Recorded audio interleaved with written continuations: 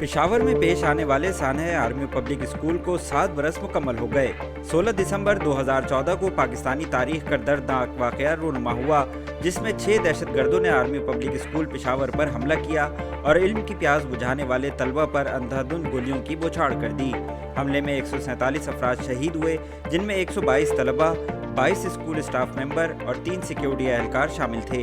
लवाहिकीन के लिए वाक़े का गम आज 7 साल बाद भी ताज़ा है। वज़ीर आज़म इमरान खान ने सानह आर्मी पब्लिक के 7 साल मुकम्मल होने पर अपने पैगाम में कहा कि आज का दिन पूरी पाकिस्तानी कौम को कर्बनाक सानही की याद दिलाता है। बुज़दिल शरपसंद अनासिर ने कौम की मुस्तक़बिल निहत्ते कमसिन बच्चों पर हमला करके उन्हें शहीद किया। उन्होंने कहा कि आर्मी पब्लिक स्कूल के शोहदा की कुर्बानियाँ रायगा नहीं गई। पूरी कौम मुत्तहिद हुई और हमने नेशनल एक्शन प्लान से दुश्मनों को ढूंढ ढूंढ कर निशाना बनाया।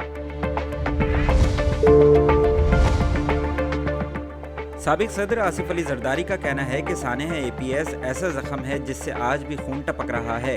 आसिफ अली जरदारी ने मुतालबा किया कि मासूम शहरियों के कातिलों, मंसूबा साजों और सहूलतकारों को कटहरे में लाया जाए। उन्होंने पुलिस और सिक्योरिटी इदारों के बहादुर अफसरान को सलाम पेश किया। तवक्को है कि आइंदा आम इंतखाबात पाकिस्तान की वोटिंग की तारीख की सबसे महंगी मशक़ें होंगी, जिसमें 424 अरब रुपए की तखमीना लागत से 133 मिलियन मुल्की वोटर्स और 10 मिलियन गैर मुल्की वोटर्स के लिए इलेक्ट्रॉनिक बैलेटिंग के इंतजामात होंगे।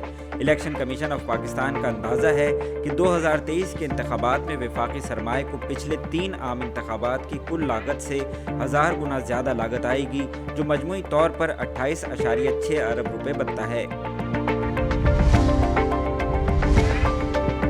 कराची में सिंध रेंजर्स और anti violent crime cell police ने मुश्तरका कार्रवाई के दौरान कराची में अगवा बराए तावान की वारदातों में मुलविस 8 मुल्जिमान को व्हाट्सएप की मदद से गिरफ्तार कर लिया। इस सिलसिले में सिंध रेंजर्स के कलंदर विंग के कर्नल सिकंदर ने प्रेस कॉन्फ्रेंस की, जिसमें बताया कि अगवा बराए तावान की वारदात का मुअम्मा हल कर लिया गया है। 8 रुकनी गिरोह गिरफ्तार किया है। मुल्जिमान अगवाकारों के ताने बाने सरकारी महकमों से जा मिले हैं। कराची समेत मुल्क के मुख्तलिफ शहरों में गैस की किल्लत बरकरार है, जिसके बाइस घरेलू सार्फिन को शदीद मुश्किलात का सामना है। घरेलू सार्फिन को नाश्ते, दोपहर और रात के खाने के वक्त दिन भर में 3 बार गैस की फराहमी का हुकूमती ऐलान सिर्फ ऐलान ही रह गया। दूसरी जानिब घरेलू सार्फिन को गैस फराहमी के लिए सुई नॉर्दर्न ने कैप्टिव पावर सेक्टर को गैस फराहमी मुअत्तल कर दी। शदीद धुंध से आज भी पंजाब के मैदानी इलाकों में मामूलात ज़िंदगी मफलूज है। पाकिस्तान के दूसरे बड़े शहर लाहौर के अल्लामा इकबाल इंटरनेशनल एयरपोर्ट पर फ़ज़ाई ऑपरेशन धुंध के बाइस मुअत्तल है और कई मकामी और बैनुल अक़वामी परवाज़ें ताख़ीर का शिकार हैं।